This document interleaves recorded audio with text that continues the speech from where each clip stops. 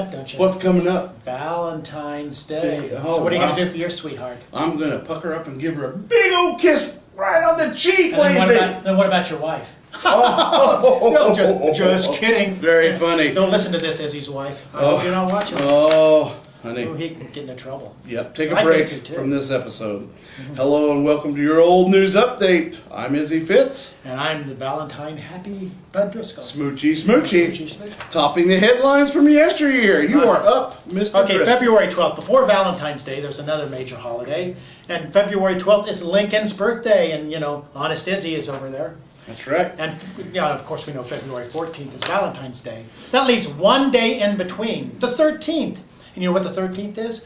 It marks the 50th anniversary of the coldest day officially recorded in Salina.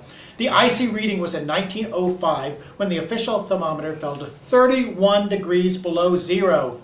And several Salinans at that time even contested that official Never reading. going to see that claiming anymore that thanks to old Al Gore. Well, thermometers read 33 below according to some Salinans, but Yep. now we're lucky if we see 73. That's right, that's right. Oh well. February 13th, 1963.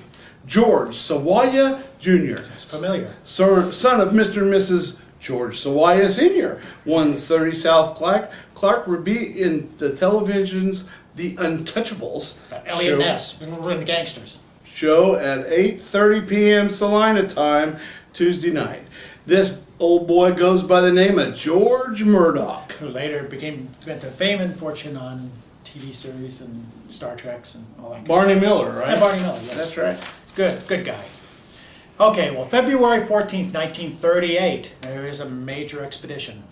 An expedition into the jungled wilds of old Mexico after Sinaloa tiger has ended for 3 Salina cat hunters. They trekked back to civilization last week with a trailer load of spotted pelts and a burning desire to go back after more. Net result, 1 mountain lion, 1 jaguar, or Sinaloa tiger, 4 lynx, 7 ocelot, 1 fox, 9 wild boar, 2 alligators, and a partridge and a partridge. Yeah. Not really. No, they ate the partridge. Yeah. The cat hunters who killed a tiger with a revolver. Boy, a trick to kill a tiger Yes, it with a is. revolver. Are Ed Soldner, Jack McNutt, What and a Carl name. R. Newcomb. Besides the trophies of the chase, the hunters have Little Caesar, a captive ocelot, which will be shipped back to Salina. Wow. Those are some major hunters there. All right, here are some old boys that got in trouble. All right, let's hear about them. February 15th, 1938, 4 old gentlemen were seated around the table playing poker with their relief checks when L.E. Gafford, County Welfare Director, walked into a room on North Santa Fe about 4 o'clock Monday afternoon. As the county director entered, a chill seemed to settle over the room. Nobody said a word. Banquo's ghost had appeared at the banquet. Oh, a Shakespeare reference. Ha-ha. Poetic. The welfare director stood there a moment. The players did not raise their eyes. They held their cards and gazed at the poker chips on the table. They had a poker face, apparently. Oh. After a moment, the welfare director left. Today, he announced that the 4 oldsters will be removed from the old age assistance rolls, and anyone else caught gambling with their welfare money or drinking it at the beer parlors will meet the same fate. There's no relief for those men. Nope. Yeah. Nope. So remember, kids, don't play with your relief checks. All right, February 12th, 1913. This is out of Woodston. Dateline, Woodston. The little 9-year-old son of James Johnson had the misfortune to get his skull fractured Tuesday. The boy was running along behind the manure spreader. And Mr. Johnson threw it in gear, not knowing he was there, with the result that one of the prongs struck the boy on the head, penetrating the skull. Stinky situation. Dr. Colby was immediately called and dressed the wound.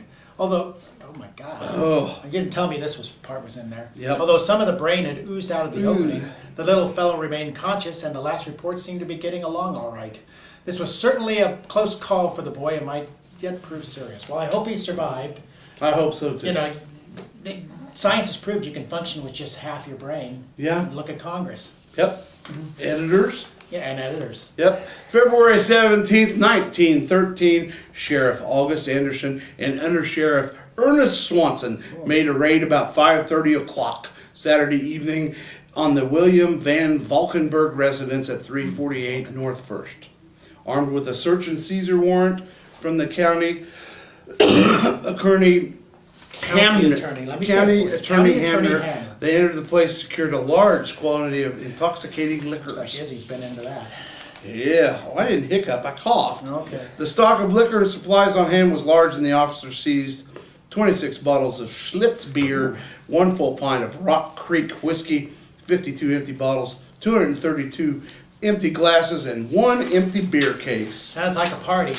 That's right. Read more about the way things used to be in the look back section of Monday's Salina Journal. And remember, on this Valentine's Day, don't forget to kiss your sweetheart.